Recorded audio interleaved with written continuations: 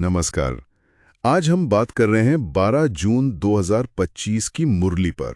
इसका शीर्षक है ज्ञान दृष्टि और राजयोग से स्वर्ग स्थापना। इसमें जो मुख्य बात है वो है एक आध्यात्मिक समझ पाना, मतलब ज्ञान की दृष्टि, ताकि जीवन में भटकना बंद हो और शांति सुख की मंजिल मिले। तो आज हम इसमें आत्मा, परमात्मा, ये जो समय का चक्कर है और सच्ची मुक्ति मतलब सद्गति, इन विचारों को समझेंगे। तो कहाँ से शुरू करें? हाँ, ज्ञान के नयन से, ज्ञान की तीसरी आंख।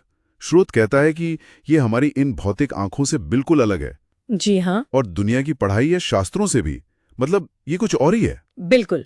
ये एक अंदरूनी समझ है जो पहले कह सकते हैं अज्ञान के कारण बंद थी, और ये जो रूहानी ज्ञान है, जैसा कहा गया है, ये सिर्फ एक ही स्रोत से मिलता है, जिसे बाप मतलब परमात्मा कहा गया है। अच्छा। और यही ज्ञान सच्ची सद्गति की राह दिखाता है।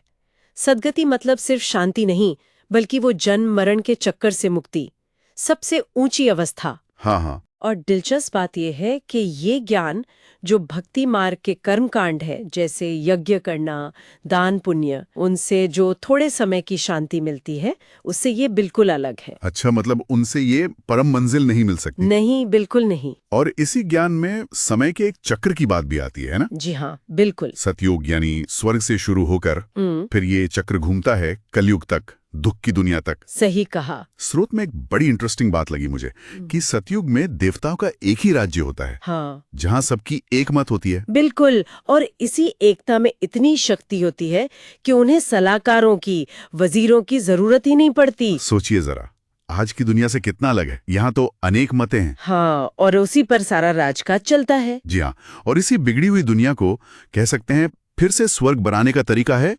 राजयोग। राजयोग। स्रोत बताता है कि ये योग परमात्मा खुद सिखाते हैं, इस खास समय पर, जिसे संगम युग कहा गया है, अभी का समय। अच्छा, संगम युग में। हाँ, और इसका लक्ष्य क्या है? इंसानों को फिर से देवता जैसा बनाना। और अभ्यास बहुत सीधा साधा बताया है, खुद को शरीर नहीं, आत्मा महसूस करना, और अपने रूहानी पिता परमात्मा को याद करना। अपने को आत्मा समझ बाप को याद करना। हाँ। और बड़े नजरिए से देखें तो यही याद है जो हमारे पिछले जन्मों के बुरे कर्म यानी विकर्म, उनके बोझ को खत्म करती है, आत्मा को पवित्र बनाती है। लेकिन इसमें एफर्ट तो लगता है, मेहनत है। हाँ, मेहनत तो है। स्रोत कहता है कम से कम 8 घंटे याद में रहने का लक्ष्य रखो, जैसे कोई पक्की नौकरी। हाँ, बिल्कुल। ये सुनने में तो थोड़ा चुनौतीपूर्ण लगता है। और साथ में ये भी बताया है कि माया मतलब हमारी पुरानी आदतें, नेगेटिविटी, दुनिया का आकर्षण, हाँ, वो इसमें रुकावट डालेगी। अच्छा। ऐसा लगेगा जैसे अंदर एक लड़ाई चल रही है। हाँ। इससे एक तरह से बेहद की सरकार का मतलब उस ईश्वरीय सत्ता का मददगार बनना कहा गया है। मददगार बनना। हाँ, जो पूरी दुनिया के कल्याण के लिए काम कर रही है। तो इसमें मेहनत तो है, बिल्कुल मेहनत है। लेकिन एक और दिलचस्प पहलू है इसका।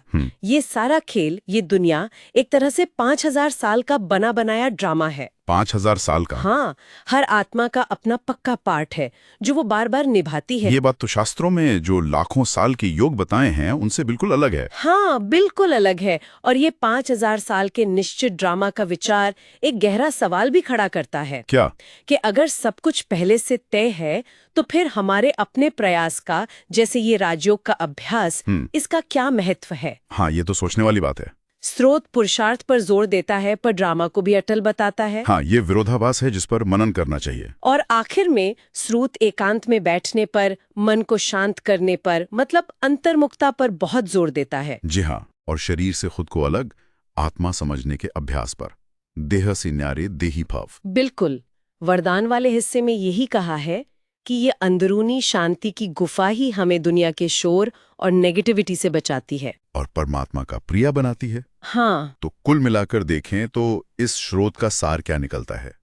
मुझे लगता है कि स्थायी शांति और खुशी का रास्ता वो खुद को आत्मा पहचानने में है, परमात्मा मतलब रूहानी बाप को याद करने में है, और इस संगम युग में जो ज्ञान मिला है उसकी रोशनी में दुनिया के इस चक्र को समझने में है। सही। इसी से इंसान देवता बनते हैं और स्वर्ग की नई दुनिया आती है। ऐसा ही है ना? बिल्कुल, यही निचोड़ है। हाँ। और जाते जाते एक विचार छोड़ जाते हैं मनन के लिए। हाँ, जरूर। स्रोत में एक लाइन है साधना बीज है और साधन उसका विस्तार है। साधना बीज है, साधन विस्तार। हाँ, मतलब मुख्य अभ्यास जैसे परमात्मा की याद वो बीज है, और बाकी सब जैसे ज्ञान सुनना, सेवा करना, ये सब उसके साधन है, उसका विस्तार है। अच्छा। तो सवाल ये उठता है कि इस नजरिए से देखें तो कोई अपने रोज के जीवन में इस बीज, मुख्य याद और उसके विस्तार, अन्य साधन के बीच सही बैलेंस कैसे बनाए?